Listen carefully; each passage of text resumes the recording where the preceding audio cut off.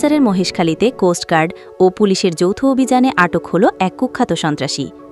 গোপন সংবাদের ভিত্তিতে পরিচালিত এই অভিযান চলে গভীর রাত পর্যন্ত। অভিযানকালে উদ্ধার করা হয় একটি দেশীয় তৈরি আগ্নেয়াস্ত্র ও বিপুল পরিমাণ গুলি। আটককৃত সন্ত্রাসী দীর্ঘদিন ধরে এলাকায় চাঁদাবাজি, দখল ও সন্ত্রাসী কার্যক্রম চালিয়ে আসছিল বলে জানিয়েছে আইনশৃঙ্খলা বাহিনী। এই সফল অভিযানে এলাকাবাসীর মধ্যে ফিরে এসেছে স্বস্তি, আর প্রশাসনের ভূয়সী প্রশংসা করছেন সবাই। দেশের প্রত্যন্ত অঞ্চলেও আইনশৃঙ্খলা বাহিনী যে সজাগ, এই অভিযান তারই প্রমাণ।